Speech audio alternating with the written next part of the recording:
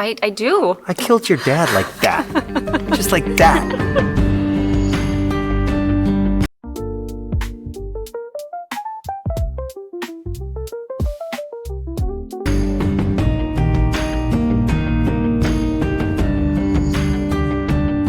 You and I hadn't...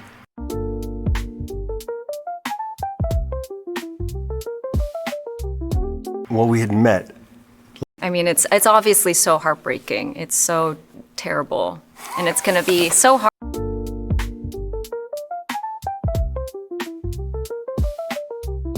to take. This is so sad for me because I love him so much. So do I. We're in love. We're all in love.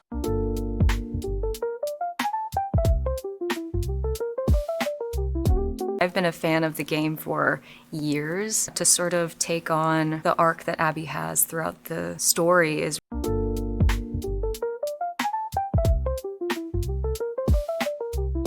really something that I'm just, it's like an actor's dream. Really, really exciting for me. These characters that you love, but you can't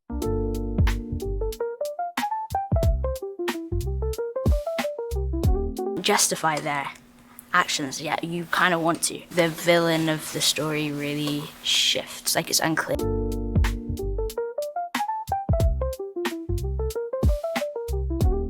as to who the bad guy is. Yep. And you live on in my mind and don't leave me. It becomes my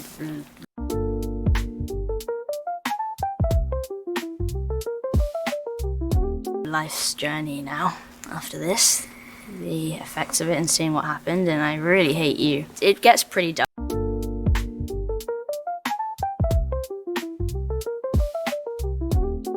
Not that it's already not been dark, it has been pretty dark. It's been pretty dark. It gets worse. I'm so glad I don't have to deal with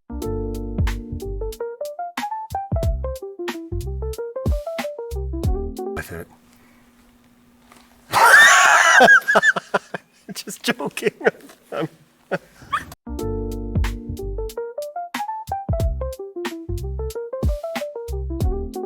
Just joking.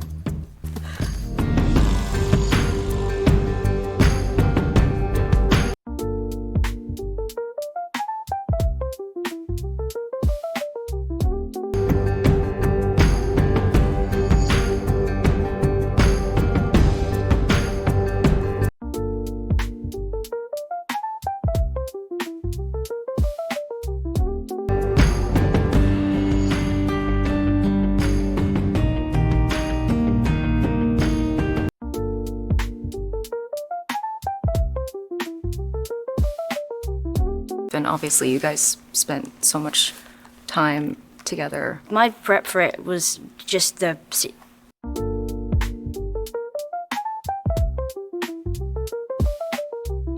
season 1, being buddies, honestly. Yeah. I really tried not to think about that scene until we got there, and then I was like,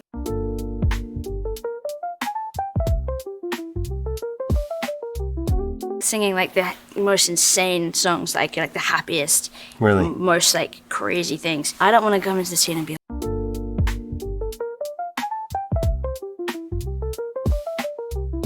like, okay, this is the scene. I'm gonna feel really sad. It's gonna be a big day. Yeah, none of us were really treating it as... No.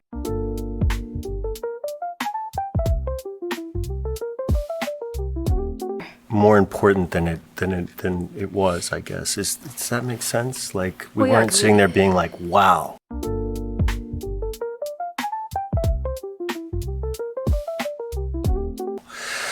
Today's the day. We just did it, yeah.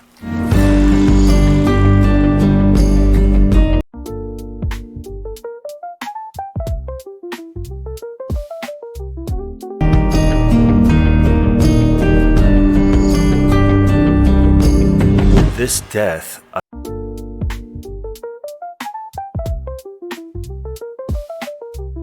think, is probably in competition with Game of Thrones. I'm thinking about the audience.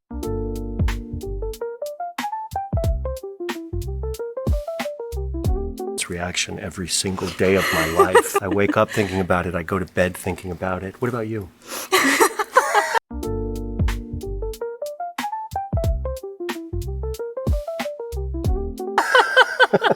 It is hard not to think about that. I sort of went into this wanting to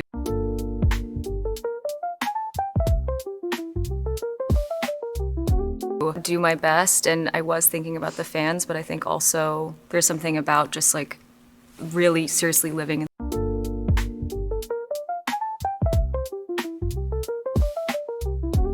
do my best, and I was thinking about the fans, but I think also there's something about just like really seriously living. Welcome to the deep dive. Today we're tackling a moment in The Last of Us that really split the audience, especially, its impact in the second episode of season 2, Joel's death. I mean, if you saw this first on screen, wow, a huge shock, right? A major turning point. Definitely. And if you played The Last of Us Part 2, you knew it was coming, but that almost made it, well, harder to watch in some ways. Dreaded, maybe. Exactly. So to really get into this, we've got an article here that kind of breaks down Joel's death in the show. Right. It compares it to the game, talks about the reaction, particularly to Abby. Yeah, Abby. We'll get to her. Yeah. So our mission today, for you listening, is to really understand why this happened. The significance of it. Yeah, and what are the key differences between the show and the game here? And what it might mean for the rest of the story, moving forward. Yeah. But, crucially, without giving away future spoilers, we'll stick to what's happened and the immediate setup. Okay, let's start with the scene itself, the brutal act. Rough. In the show, Joel and Dina get ambushed. They're taken to this lodge. Right, the big house. And then you have that incredibly tense bit where Abby basically forces Joel to admit what he did. At the Firefly Hospital, yeah. That confession is heavy. Then it just escalates. Shot in the leg. And then, as the article really stresses, beaten to death with a golf club. In front of Ellie. In front of Ellie. It's just incredibly visceral, really hard to watch. Absolutely. And, to get why Abby does this act of pure revenge, we kind of have to rewind. Back to season 1. Exactly. Remember Joel and Ellie's journey all the way to the Fireflies in Salt Lake City. Right. They thought Ellie was the cure. They did. The Fireflies, this group trying to find a cure, believed Ellie's immunity was the key. I bet. And this is the crux. Making the cure meant Ellie would die. Yeah. And Joel, Oh. well, he couldn't let that happen. He made that choice. Yeah. Saved her. But killed a lot of Fireflies doing it. A lot. The article mentions 18 people and specifically one doctor. Abby's father. Abby's father. So Joel's actions, coming from this place of love, this fierce protection of Ellie, that's what directly fuels Abby's need for revenge. They end up in Jackson, living this somewhat normal life afterwards, but that past, it catches up. Okay, so season 2 kicks off, and we're immediately with Abby. Yeah, we learn about her connection, her father being that doctor. The article talks about her group, their journey to Seattle, the military training, all aimed at one thing. Find Joel. Yeah. Kill Joel. That's the mission. But it also mentions something interesting. As they get closer to Jackson, see how fortified it is? Some of her group start having doubts. Yeah, a bit of hesitation. Like, is this really the right call? Seeing Jackson's defenses, maybe realizing the potential cost. That adds a layer, doesn't it? That it wasn't maybe a completely unified decision right at the end. It suggests some internal conflict, maybe, even within this revenge mission. And then there's the way they actually meet. It's almost random. How so? Abby gets attacked by infected. And who saves her? Joel and Dina. Joel and Dina, yeah. So Joel's act of, just basic human decency in that moment. Ends up leading them right into her trap. Exactly. She uses that rescue to gain their trust, leads them back to the lodge. It's pretty dark irony. Yeah, that classic irony. You think it's a moment of help, but it's the opposite. So the article highlights differences. Show versus game, what are the big ones? Okay, so first off, who saves Abby? We said Joel and Dina in the show. Right. In the game, it's Joel and Tommy, his brother. Yeah, okay. That's a pretty big change. Why? Does the article suggest why? Well, it might tie into another difference the article points out. Yeah. This massive zombie attack on Jackson in the show. Oh, yeah, that huge horde. That wasn't in the game? Nope, not like that. So the theory is maybe the show introduces this attack to keep Tommy busy in Jackson defending it. Which frees up Dina to be the one out on patrol with Joel instead of Tommy. Exactly. It gives a narrative reason for Tommy not being there at the lodge. He's back home fighting. Okay, that makes sense structurally. What else? The lodge scene itself? Yeah, how Abby's friends handled Dina versus how they handled Tommy in the game. What happened there? In the show, they drug Dina. Knock her out so she doesn't witness the worst of it, maybe. Okay. In the game, Tommy's there, and he gets beaten pretty badly. Repeatedly hit with a bottle, the article says.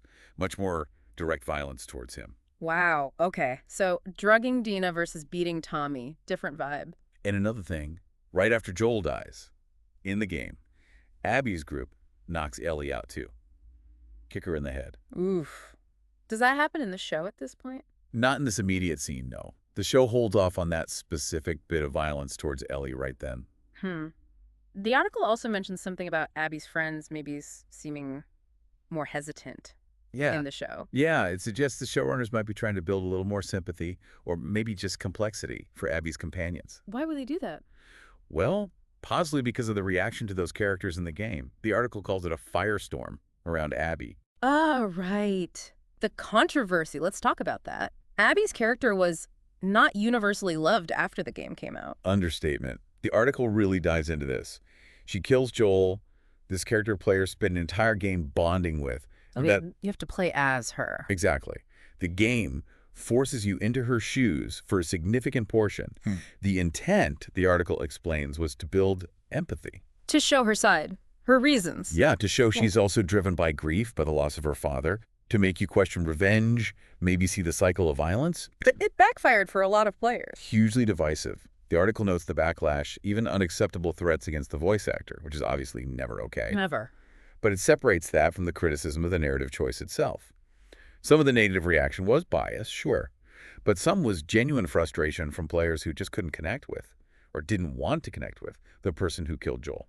Yeah, I can understand that friction. It's a really bold storytelling move. Definitely. And Joel's death, as the article stresses, it's the catalyst. It kicks off this whole cycle of vengeance. Without getting into future spoilers, obviously. Right. But it's clear this act has massive consequences. And maybe the show tweaks things slightly. So? Like we discussed, Tommy being busy with the Jackson attack. Maybe in the show, he's more focused on protecting his family, his community. As opposed to immediate revenge. The article mentions he has a wife, maybe kids in the show's continuity.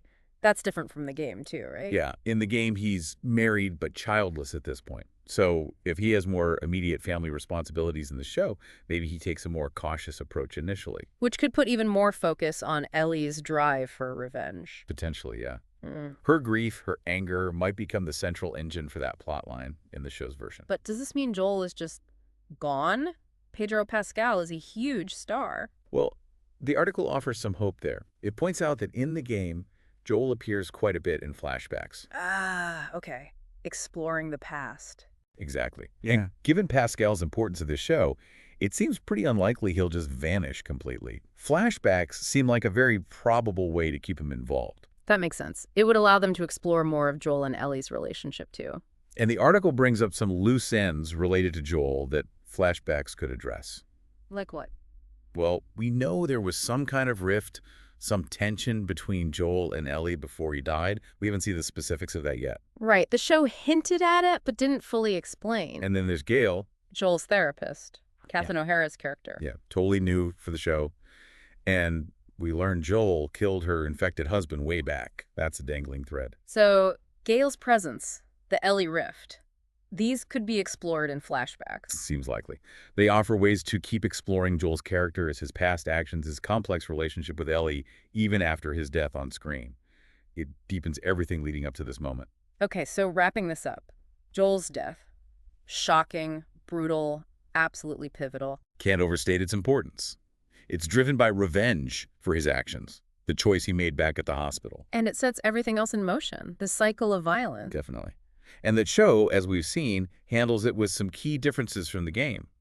Maybe subtle shifts in character motivation, like with Tommy or Abby's friends. Potentially aiming for a slightly different audience reaction or just adapting it for TV. But the core impact remains. Ellie witnesses this horrific event. And that changes everything for her and for the story ahead. So a final thought maybe for everyone listening. Think about this idea of revenge. Yeah. You see Abby's motive, right?